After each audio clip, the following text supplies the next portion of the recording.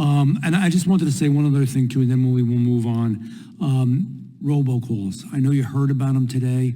It's a really big deal. You want to talk about a way that you're affecting people's lives. They are sophisticated, they're scary, people are getting in trouble because of them, and everything from Social Security to buying timeshares.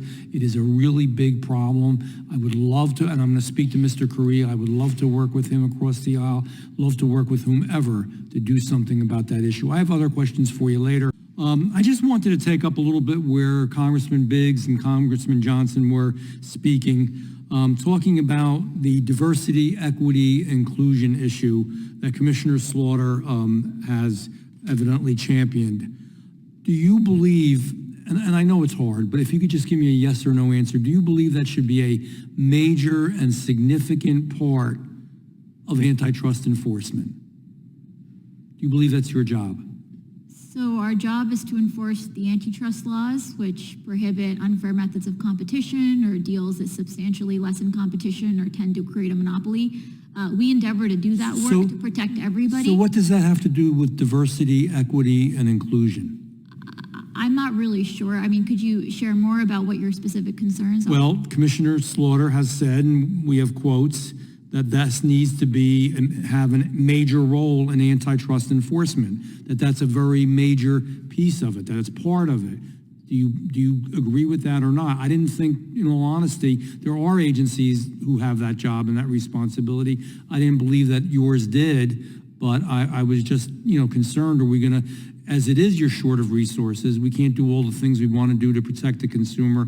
I don't know why we would divert resources, time, energy, and people power to actually going forward with that.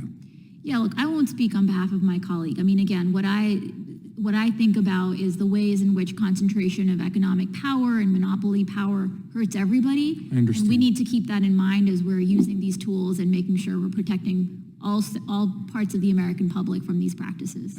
I agree. I'm concerned, and I'm just picking up where Congressman Fry left off on some of the state of morale at the FTC since you began your tenure. Examples such as hiring a chief of staff described as frequently creating friction with an aggressive managerial style, or choosing an associate director for litigation in the Bureau of Competition with less than 2 years of legal experience before joining your office as a high-ranking member. Can you speak on that for just a moment? Yeah, I'm really lucky to have a fantastic senior You do have good staff. I'm sorry to interrupt you, but you do have a good staff. But some things, and let me say this just to maybe clarify this more. On the matter of agency morale, the Bureau of Competition, which you're familiar with, whose mission is to enforce the nation's antitrust laws, one of your top priorities, and I believe it is, saw its engagement and satisfaction score drop by 33% since you began your tenure. Do you think that's a result of your leadership style? Is it a result of something else? Or are there other factors that are affecting FTC employees? You do have a lot of great people there, but the point is, a lot of those great people have also expressed that they're not happy. Why? And I couldn't agree more that it's important for us to understand what some of the source of those numbers are. And as we've been looking to do, and I should also note, I mean, for the Bureau of Competition in particular, over the last couple of years, they've been on the front lines of a surge in merger filings. I mean, year over year, they were seeing a 70% increase in the number of filings coming in, while their numbers. I understand that, but they're not happy. We have a lot of people that work very hard, but they're happy. Just to commend them, of course. And so we've been looking to understand, again, what more can we be doing? So you're working on this? Correct. Okay. You think it's going to get better? I'm hopeful. Okay. I wanted to talk about unpaid consultants for a moment, which the Office of the Inspector General, this was not me saying this, the Inspector General said this, labeled as, quote, unprecedented, end quote. The Inspector General report from last year said you didn't give these consultants clear guidance or limits. I'm not saying it. This is not a Republican saying it or a Democrat or anybody else on their work, and that there was concern that these practices may, quote, violate policies for federal agencies that stipulate that such agencies, these hires are not allowed to play an inherently, quote, an inherently governmental function. Can you tell us how many of these consultants are working at the FTC, what they're doing, and how often you meet with them?